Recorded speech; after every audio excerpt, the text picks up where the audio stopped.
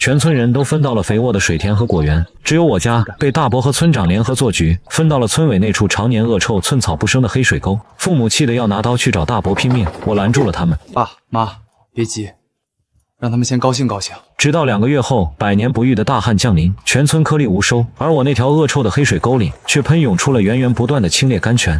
80年代末的夏天，空气里透着一股无声的燥热。李家村村委会的土院子里密密麻麻地挤满了人。今天是村里划片分产、分自留地的日子，对庄稼人来说，地就是命，是全家老小一年到头能不能吃上饱饭的指望。院子正中央摆着一张八仙桌，村长赵金水端着个掉漆的搪瓷茶缸，慢悠悠地吹着上面的茶叶沫子。坐在他旁边的是我大伯林大富。林大富今天穿了一件崭新的白衬衫，口袋里甚至还别着一支钢笔。他那张胖得流油的脸上，此刻正挂着一种悲天悯人又抑制不住得意的古怪笑容。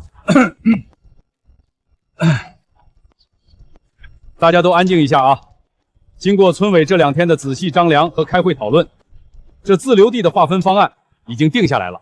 我现在就给大家念念。院子里瞬间安静下来，所有人都伸长了脖子，眼巴巴地盯着那张纸。我爸林大强，一个老实巴交，在土里刨食了一辈子的汉子，此刻正紧张地搓着满是老茧的双手。他小声地对我妈说：“翠花，咱也不求分到最好的地，只要能有2亩靠着水渠的平地，咱一家3口累点苦点，日子总能过下去。”我妈点点头，双手紧紧地合十，像是在向老天爷祈祷。村东头那片120亩的连片水田，因为面积大，需要有经验、有能力的人来统一管理，所以分给林大富家。赵金水的话音刚落，人群里顿时发出了一阵倒吸凉气的声音。全村谁不知道，村东头那片水田是整个李家村最肥沃的高粱地，旱涝保收，土质黑亮的能捏出油来。往年那是大集体的命根子，现在居然全划给了林大富一个人。还没等大家反应过来，赵金水又接着念道：“村南坡那片30亩的苹果园，目前正值挂果期，考虑到之前林大富同志对果园的悉心照料，也分给林大元家。”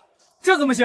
最肥的田和最赚钱的果园都给他了，我们分什么？人群立刻炸开了锅，几个脾气暴躁的年轻后生甚至撸起袖子就要往前冲。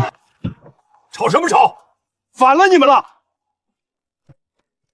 然后你可想吗？这是村委根据各家劳动力和贡献综合评定的，谁有意见，谁去镇上告我去！林大富此时也站了起来，假惺惺的往下压了压手，做出一副痛心疾首的模样。乡亲们啊，我知道大家心里有气，但这大片的水田和果园那是需要本钱打理的，买化肥买农药哪样不要钱？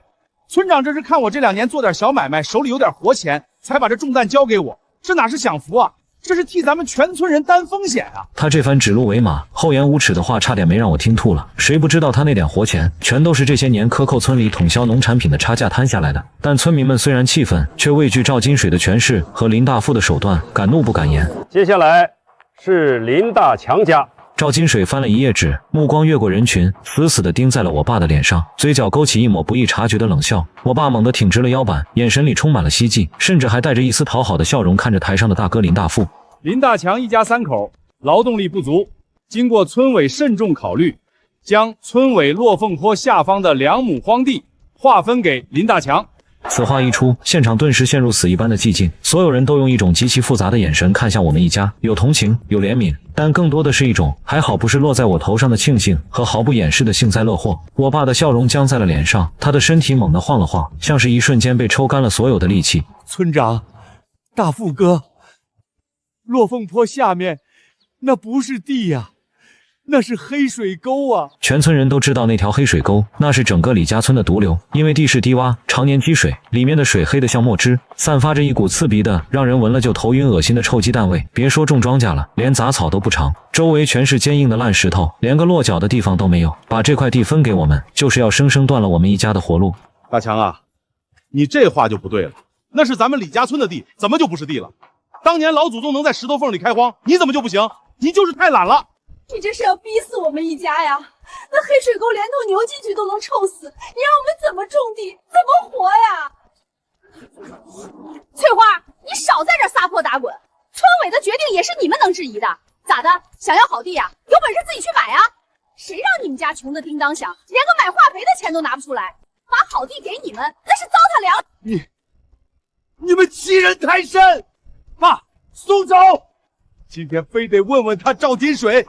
这村里还有没有王法了？我爸的眼泪顺着满是沟壑的脸颊流下来。我看着眼前这群人，看着林大富眼里的阴毒，看着王翠柳脸上的刻薄，看着赵金水端着茶杯看好戏的丑态，甚至看着周围那些平时一口一个大强哥叫的亲热，此刻却纷纷往后退，生怕惹祸上身的村民。我的心里没有愤怒，只有一片极致的冰冷和一丝常人无法察觉的狂喜。他们不知道，我是带着后世几十年的记忆穿越回来的。那条被全村人避之不及、恶臭扑鼻的黑水沟，其实是一处极其罕见的富含元素的顶级医疗温泉。那股刺鼻的臭鸡蛋味，根本不是什么死水腐烂的味道，而是高纯度硫化氢和多种矿物质混合散发出的天然气味。只要挖开表层那几米厚的毒泥，下面涌出的将是能让全世界富豪疯狂的生命之泉。在后世，那块地被一个外来开发商以极低的价格骗走，最终建成了亚洲顶级的疗养圣地，市值破100亿。而李家村的村民连进去当个端茶倒水的服务员都不够资格，现在这块价值100亿的宝地，竟然被他们像丢垃圾一样主动塞到了我的手里。我深吸了一口气，将眼底的狂喜压下去，换上了一副屈辱无助却又强忍着不敢发作的怯懦表情。大伯，我们认了，黑水沟就黑水沟吧，我们一家3口就算是去要饭，也不给您和村长添麻烦了。小天儿，你这是干啥？快起来！这是干啥呀，孩子？快起来，快起来，快起来，快起来！哼，还是小天儿懂事儿。既然你们认了，那就赶紧把字儿签了吧。他向赵金水使了个眼色，赵金水立刻从桌子底下抽出另外一张纸，递到了我面前。我抬头一看，那根本不是什么分地协议，而是一份自愿放弃集体财产援助及断绝关系承诺书。上面的内容极其刺眼：林大强一家自愿接受黑水沟作为全部分配财产，日后无论生死病死、饿肚子缺粮，都与村集体无关，更不准以任何理由向林大富一家借钱借粮，一经签字，此生不复相见。这是什么意思？我爸看着那张纸，气得浑身哆嗦，指着林大富的鼻子大骂：你这是要我们死啊！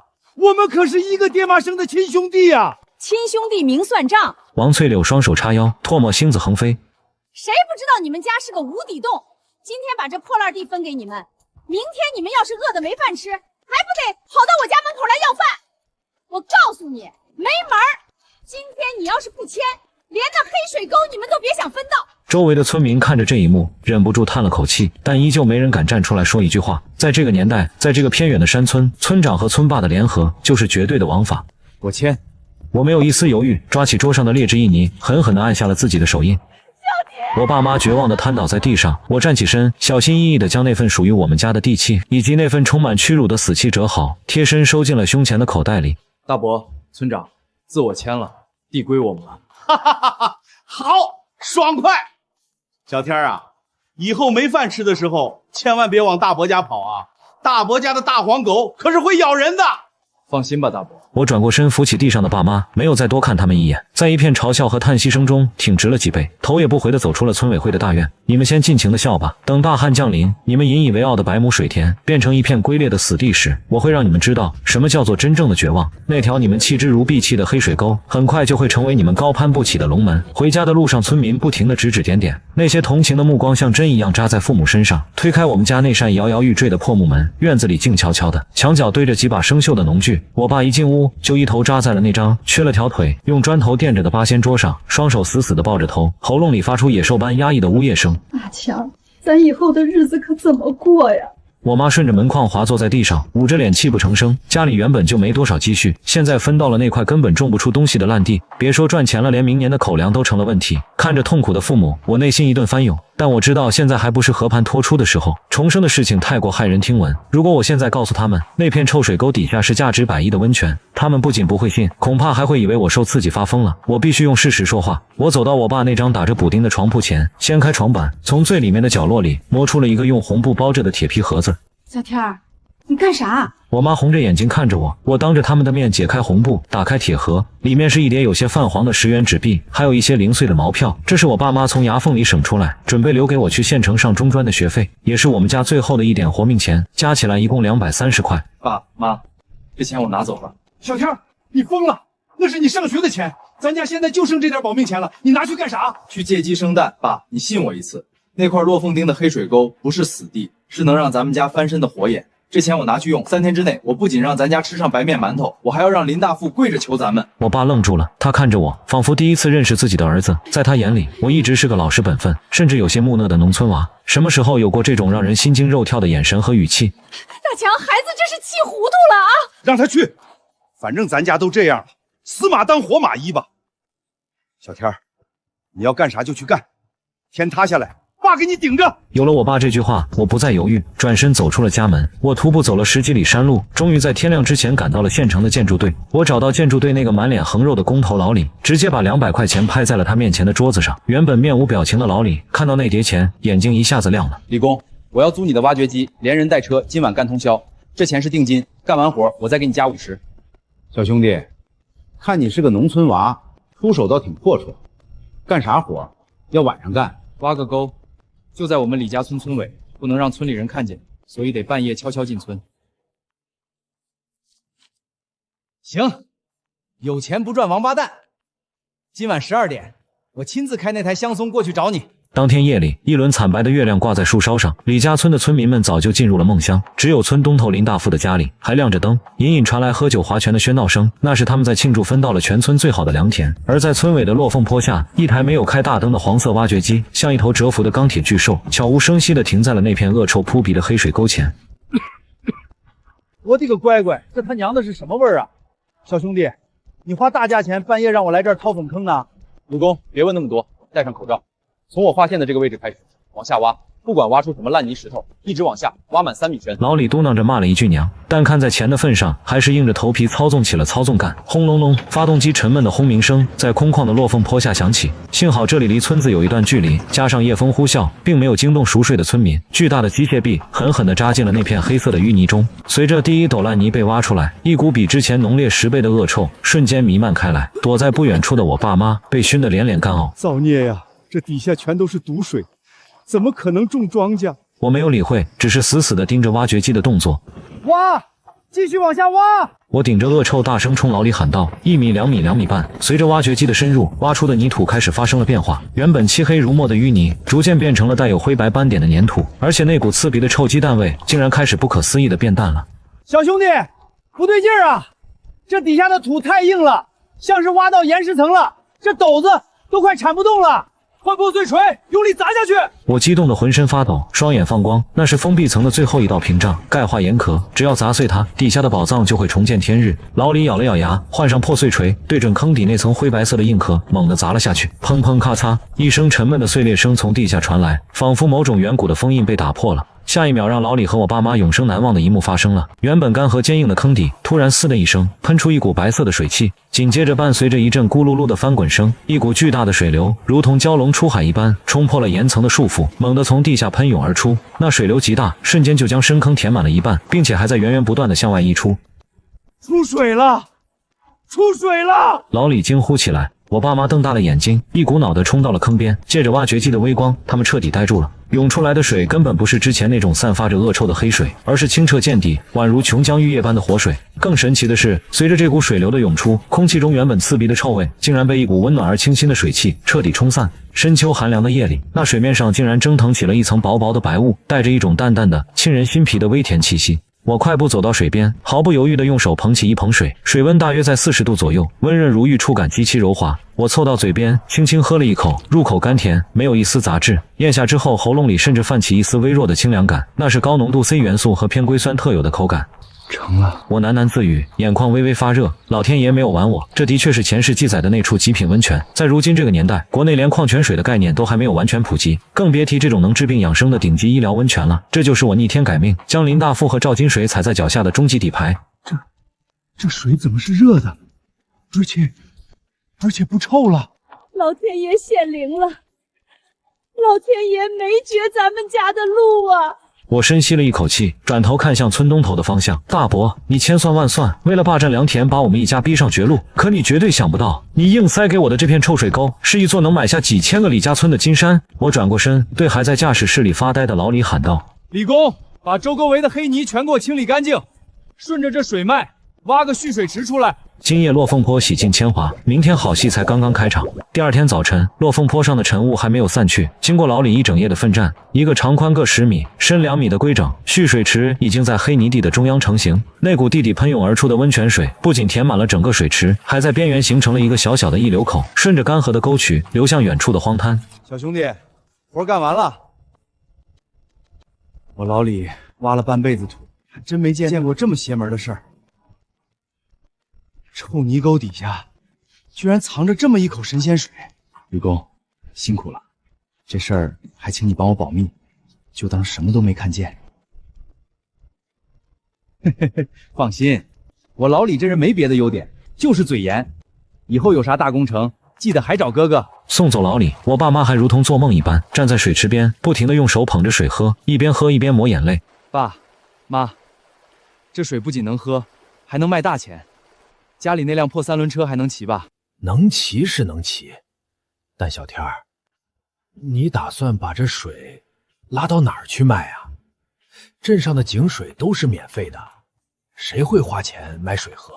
镇上没人买，我们就去县城。我没有多解释，找来2个大塑料白桶，用滚烫的泉水反复烫洗干净后，灌了满满2桶，用麻绳死死地绑在了那辆除了铃铛不响哪儿都响的破3轮车上。我穿着那身洗得发白，膝盖上还打着2块大补丁的粗布衣服，蹬着沉重的3轮车，迎着刺骨的晨风向县城出发。整整30里的土路坑坑洼洼，等我登到县城最繁华的红星大街时，已经是日上3竿。我的双腿像灌了铅一样沉重，后背的衣服早就被汗水浸透，冷风一吹，冰凉刺骨。可我的心情却是激动无比。我的目标很明确，县委第1高级招待所，这是整个县城规格最高、装修最豪华的地方，专门用来接待省里下来的大领导和那些来投资的外商。我把3轮车停在招待所的后厨大门外，刚准备擦把汗，一个穿着笔挺灰色制服、梳着中分头的人影就从门里晃了出来。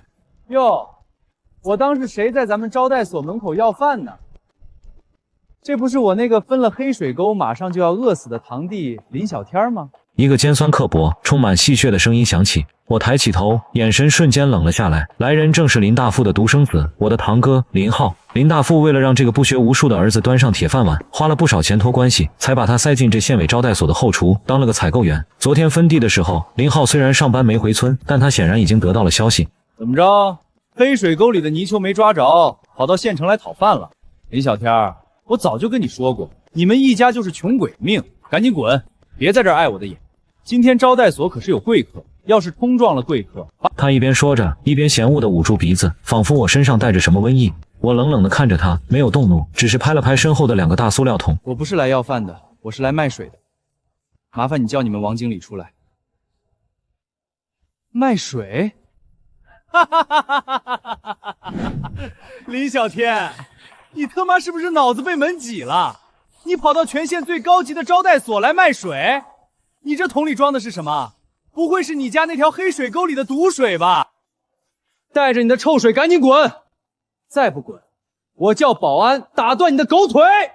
就在他那一脚即将踹到水桶上的瞬间，后厨的大门被人猛地撞开，招待所的王经理满头大汗，脸色惨白地冲了出来。水，干净的、软性的矿泉水有没有？快去给我找！王经理急得像热锅上的蚂蚁，对着后厨的人疯狂咆哮。林浩吓了一跳，赶紧收回脚，换上一副谄媚的笑脸迎了上去。王经理，您这是怎么了？咱们后厨有刚烧开的井水啊，还泡着上好的毛巾呢。放屁！省里来的大投资商史密斯先生，因为水土不平，加上常年应酬胃溃疡犯了，疼得在床上打滚。咱们县的井水碱性太大，水质太硬，他喝了一口直接全吐了。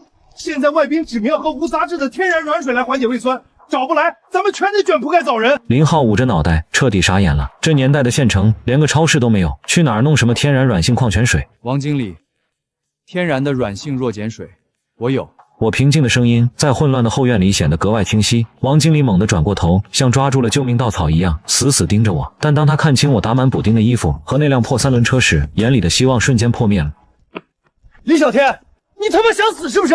王经理，您别听这个乡巴佬胡说八道，他就是个要饭的，他桶里装的是我们村死水沟里的臭水，有毒的，外宾喝了要是出了人命，咱们谁也担不起。臭水？保安呢？把他给我轰走！王经理，是不是臭水？您自己打开闻闻不就知道了？我不退反进，直接掀开了其中一个塑料桶的密封盖，一股肉眼可见的白色温热水汽瞬间从桶口升腾而起，在这深秋的清晨，这股带着淡淡甘甜与清新矿物质气息的水汽，瞬间驱散了后院原本混杂着的油烟味，没有任何刺鼻的味道，只有一种让人闻了瞬间精神一振的纯净感。王经理愣住了。他抽动了一下鼻子，半信半疑地走上前，从旁边抓起一个干净的玻璃杯，小心翼翼地从桶里舀出半杯水。水质清澈透明，在阳光下泛着微微的蓝光。王经理举起杯子迟疑了一下，然后猛地灌进嘴里。下一秒，他的双眼猛地瞪圆了，脸上的表情从震惊、难以置信，瞬间转变为狂喜。这水入口极其柔滑，带着一丝天然的甘甜。咽下之后，常年抽烟喝酒导致的干涩喉咙，仿佛被一双温柔的手抚慰过，说不出的舒泰。好水！这绝对是极品好水！王经理激动的连声音都在发抖，他一把抓住我的胳膊，力气大得惊人。小兄弟，你这水是从哪儿弄来的？还有多少？天然地热山泉，干净无污染，富含锶元素，专治胃酸和水土不服。目前就这2桶，您要不要先给外宾送去试试？送，立刻送！还不快拿最好的紫砂壶来装水？磨蹭什么？林浩像个木偶一样僵硬地跑进后厨，拿出一个名贵的紫砂壶。他看着那清澈的泉水，脑子里一片空白，怎么也想不明白，我家那条连狗都不喝的黑水沟里，怎么可能弄出这种神仙水？10分钟后，王经理红光满面，满头大汗地从前面的贵宾楼一路狂奔回后院，手里还紧紧攥着一个鼓鼓囊囊的牛皮纸信封。他冲到我面前，一把紧紧握住我的双手，那态度简直比见了亲爹还亲热。神了，小兄弟，你这水简直神了！史密斯先生喝了你的水，连喝了3大杯，不仅没吐，胃痛当场就缓解了。他现在精神好的不得了，刚才已经答应在咱们县投资建厂了，县领导高兴疯了。林浩站在一旁，脸色瞬间变得比纸还白，他双腿有些发软，难以置信地看着这一幕。这不可能，他一个穷光蛋，怎么可能有这种好东西？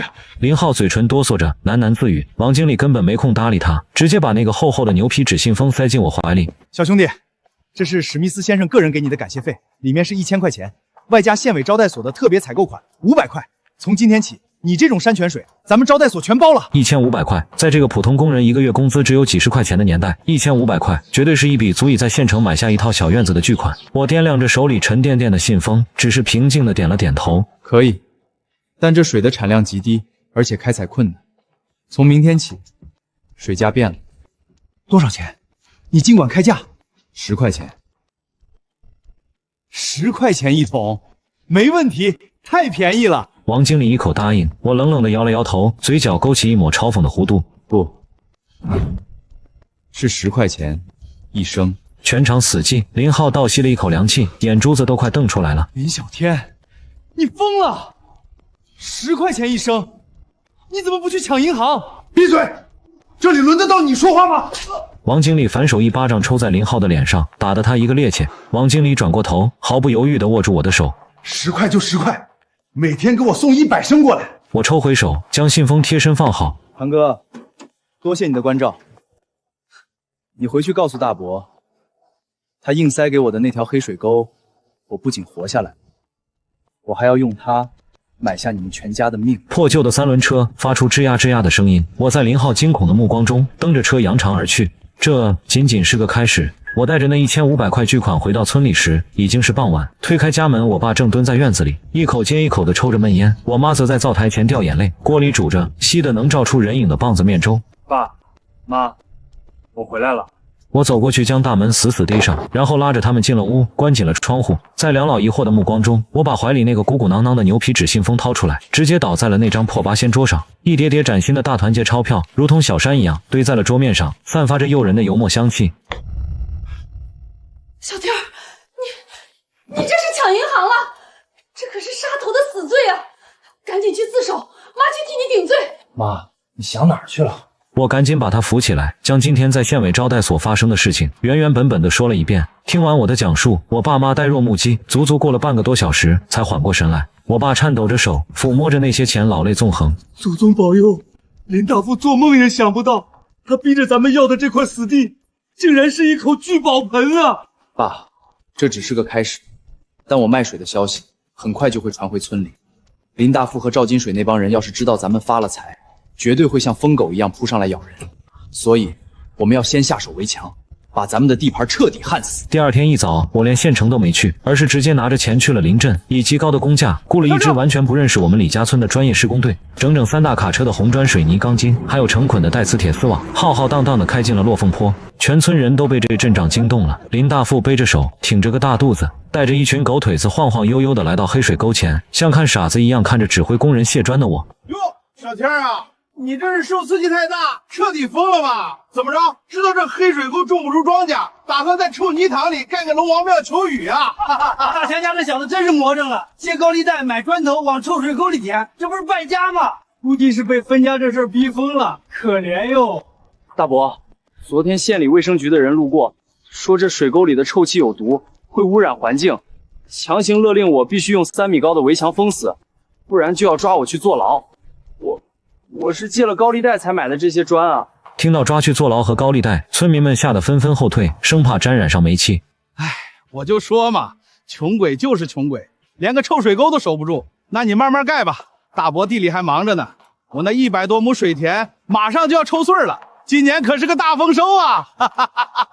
他大笑着转身离去，连看都懒得多看一眼。我看着他的背影，嘴角勾起一抹冰冷的冷笑。笑吧，你现在笑得有多开心，以后哭的就有多惨。在金钱的开导下，施工队只用了不到5天时间，就在落凤坡这片2亩地的周围建起了一圈高达3米的坚固红砖围墙。围墙顶部不仅插满了锋利的碎玻璃，我还特意让人拉上了2圈高压电网。唯一的大门是一扇厚重无比的实心大铁门，上面挂着2把拳头大小的金刚大锁。这片原本恶臭熏天、人人避之不及的黑水沟，彻底变成了一座固若金汤的私人堡垒。围墙建好后，我每天夜里悄悄用水泵将清澈的温泉水抽进大塑料桶，第二天一早再用雇来的带篷布的小货车神不知鬼不觉地运到县城招待所。每天100升，一天就是1000块钱的净收入。短短2个月的时间，我手里已经悄无声息地积累了整整6万块钱的巨款。在这个万元户都极其罕见的年代，这笔钱足以在省城买下2套大平层。而与此同时，一场百年不遇的巨大灾难正在悄然逼近李家村。进入6月后，老天爷仿佛突然被关上了水闸，整整2个月，李家村滴雨未下。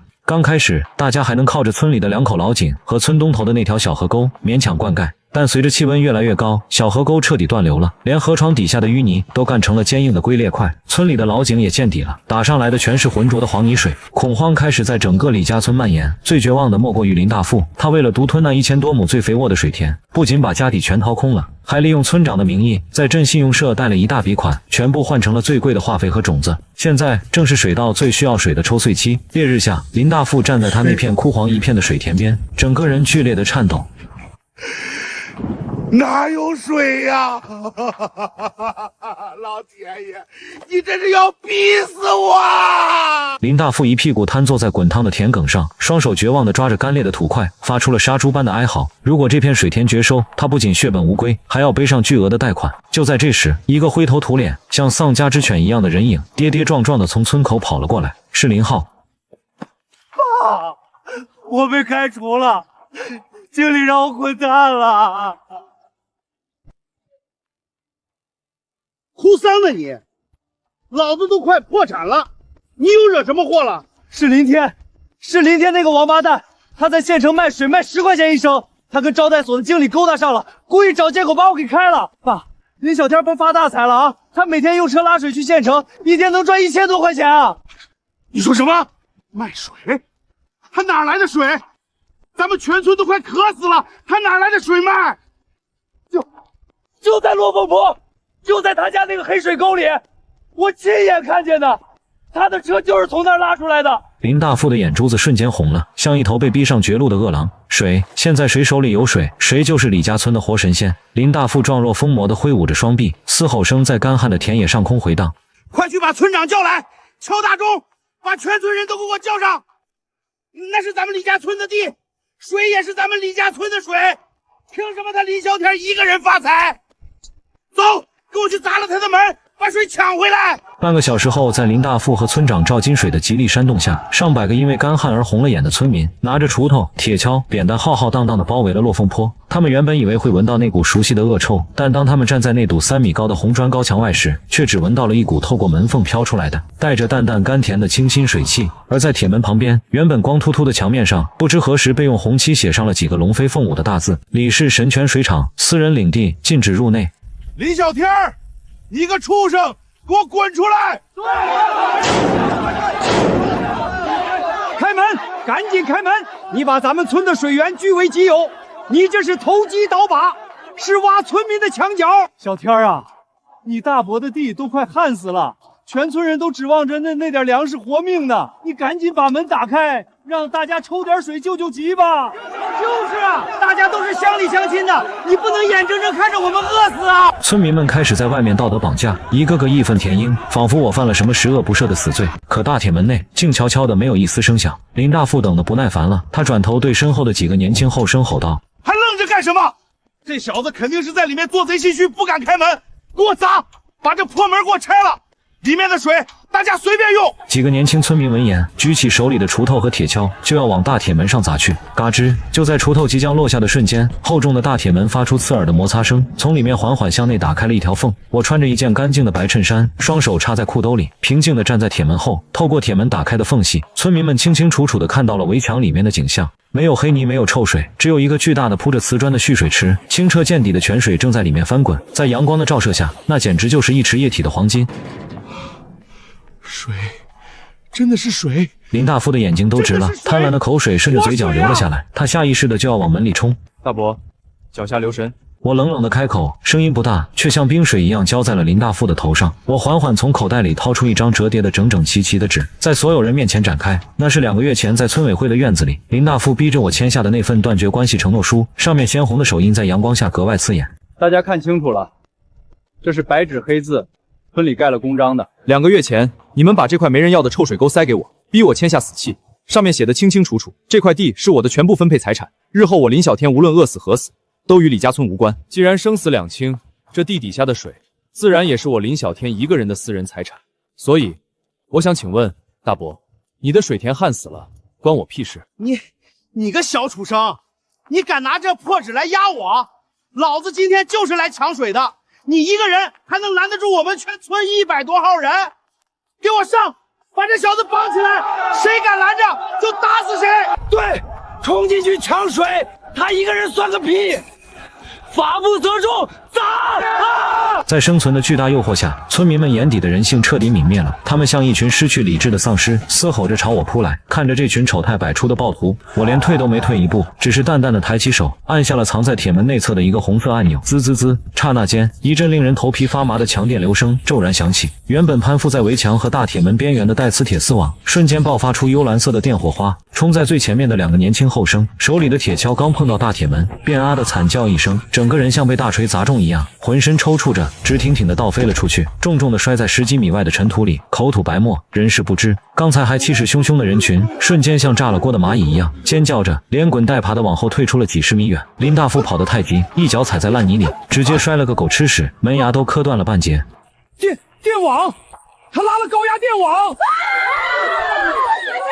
杀人了！林小天杀人了！人群中爆发出惊恐的尖叫。我站在铁门后，眼神冷漠如冰，仿佛在看一群蝼蚁。我刚才说过了，我的声音穿透了所有的喧闹，清晰地传进每个人的耳朵里。私人领地，禁止入内。我看着瘫在地上面如死灰、浑身发抖的林大富，居高临下地宣判了他的死刑。大伯，你的水田就等着绝收破产吧，这就是你当初逼我们家的报应。砰！大铁门在他们绝望的目光中被我重重的关上，将他们所有的贪婪和生路彻底隔绝在外。接下来的半个月，老天爷就像是彻底忘记了李家村的存在。毒辣的太阳每天尽职尽责的将大地炙烤得如同炼狱。那天在铁门外，那2个被电网击飞的年轻后生，虽然没受致命伤，但在床上躺了3天才能下地。这一下彻底震慑住了所有被逼急的村民，没有人再敢来砸门抢水。但大自然残酷的惩罚才刚刚降临到林大富的头上，他那100多亩原本承载着发财美梦的水田，在持续的干旱和高温下，彻底变成了一片枯黄的坟场。水稻的茎秆干瘪脆弱，用手一捏就碎成了粉末。风一吹，整片田野发出沙沙的死亡悲鸣，彻彻底底的绝收了。林大富如同行尸走肉一般，每天坐在干涸的田埂上，看着那片死地发呆。他的头发在短短半个月里白了一大半，原本胖得流油的身体也迅速干瘪下去，像个被抽干了精气的活鬼。大富啊，信用社的人又来催债了，说是再不还钱就要来封咱们家的房子，还要把你抓去坐牢啊！王翠柳跌跌撞撞地跑到田边，哭天抢地地哀嚎着，早没了当初分家时那副尖酸刻薄的得意嘴脸。你赶紧想想办法啊！咱们家连买房子面的钱都没了。想办法？我能想什么办法？林大富猛地从地上窜起来，一巴掌狠狠扇在王翠柳脸上。老子现在连一滴水都弄不来，都怪你这个丧门星！当初要不是你非要撺掇我把那黑水沟分给老二一家，咱们现在至于落到这个地步吗？你现在怪起我来了。当初抢好地的时候，你笑得比谁都欢。现在怎么办？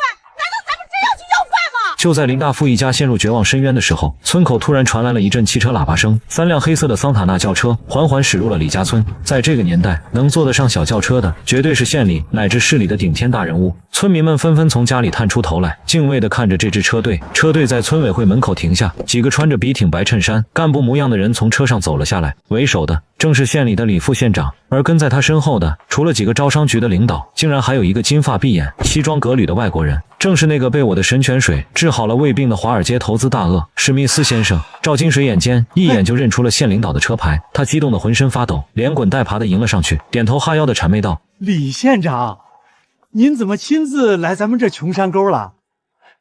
来，里面请，里面请。”林大富听到动静也赶了过来，他就像溺水的人抓住了一根救命稻草，眼睛猛地一亮：“县长您来的正好啊！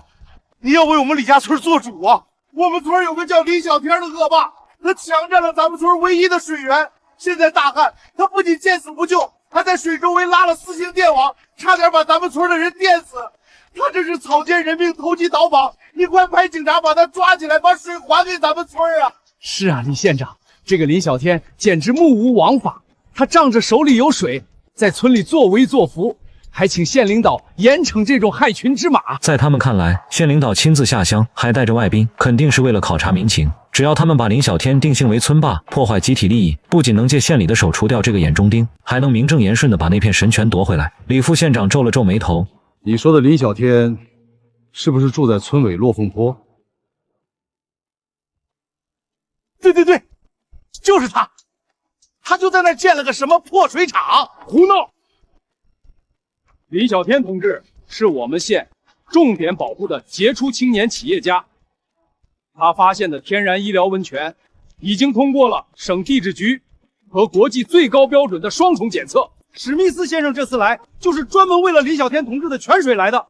他们跨国集团准备在你们落凤坡首期投资1000万美金，建立全亚洲顶级的磁泉医疗度假村。”这句话就像一颗原子弹，在李家村的上空轰然炸响。林大富和赵金水的脑子里嗡的一声彻底懵了。1000万美金？他们这辈子连1万块钱人民币都没见过，1000万美金，那是一个足以把整个李家村买下来翻建10遍的恐怖数字。不可能！林大富瘫坐在地上，那明明是我们村的地，那水应该归村集体所有，对，归村里所有。他像疯了一样想要抓住最后一点翻盘的希望。归村里所有。一个冰冷而充满嘲讽的声音从人群后方传来。我穿着一身得体的休闲装，身边跟着县委招待所的王经理，不急不缓地分开了人群。大伯，你是不是年纪大了，记性不好了？我慢条斯理地从怀里掏出那张盖着大红公章的断绝关系承诺书，直接甩在了他的脸上。2个月前，可是你和村长亲自逼我签了这死契，把你们眼里那块废地强塞给我，还声明这块地就是我的全部分配财产。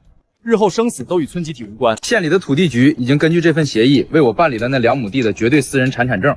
村长，你亲自盖的章，不会不认账吧？我转头看向脸色已经变成猪肝色的赵金水。赵金水双腿一软，差点跪在地上。他知道自己彻底完了。李副县长冷哼了一声，看了一眼那份协议，语气严厉：“简直是胡作非为，利用职权欺压村民。赵金水，你的问题，县纪委很快就会来找你调查。”史密斯先生虽然听不懂中文，但通过翻译也明白了大概。他走上前，热情地拥抱了我一下，用生硬的中文说道：“林，我的朋友，你的水是上帝的恩赐，我们的合作一定会震惊世界。”我笑着和他握了握手。乡亲们，度假村马上就要动工，我林小天在这里表个态，为了回报家乡，度假村建成后，优先高薪雇佣咱们李家村的村民。此话一出，人群中顿时爆发出一阵雷鸣般的欢呼声。那些原本因为干旱而绝望的村民，仿佛看到了天降的财神爷。但我猛地抬起手，压下了众人的欢呼。我的眼神如刀锋般扫过地上的林大富一家，以及赵金水和林浩等人，冷冷地补充了下半句：“但是，当年参与霸占我家良田的，今天跟着林大富来砸我大门的，有一个算一个。我林小天的度假村永不录用。不仅如此，未来度假村的征地扩建，你们的土地我1分钱都不会要，你们就在那片旱死的地里守着你们的贪婪过一辈子吧！林大富听到这句话，喉咙里发出一声如同破风箱般的嘶吼，他双眼翻白，一口鲜血猛地从嘴里喷了出来，直挺挺地昏死在了满是黄土的地面上。王翠柳和林浩扑在他身上，发出了绝望的嚎啕大哭。但我内心没有丝毫的怜悯，善恶到头终有报，我不过是做了一回推动命运齿轮的手。2年后，李家村已经彻底变了模样，一条宽阔的柏油马路直通村尾。曾经那片恶臭熏天的落凤坡，如今矗立着一座极其奢华、宛如宫殿般的极乐地热医疗度假村。每天数不清的顶级豪车在这里进进出出，那些身价过亿的富豪们，为了能在这里泡上一次多温泉，甚至需要提前半年预约。我坐在度假村顶层全景落地窗的董事长办公室里，手里端着一杯价值不菲的红酒，俯瞰着脚下这片属于我的商业帝国。我的父母穿着名贵的唐装，正满脸笑容的在度假村的私家花园里逗弄着新买的纯种金毛犬。他们再也不用为了几毛钱去土里刨食，彻底过上了颐养天年的日子。这时，我的秘书走了进来。林总，这是下个月的财务报表。另外，下面安保部的主管汇报说，那个叫林浩的清洁工今天又因为偷吃客人的剩饭被投诉了，您看怎么处理？我微微晃动着酒杯，脑海中浮现出林浩如今的模样。由于林大富中风瘫痪，家里欠下巨额贷款，房子被法院强制执行。走投无路的林浩为了混口饭吃，每天只能跪在度假村的后门，求施舍一份掏旱厕和清理下水道的最底层工作，每个月拿着最低廉的工资，扣他半个月工资，让他去清理化粪池。好的，林总。秘书恭敬地退了出去。我转过身，看着落地窗外灿烂的阳光，曾经那条黑水沟里的泥泞早已经被时间冲刷得一干二净，而我站在这百亿神拳的巅峰，成为了这场残酷命运游戏中唯一的知其人。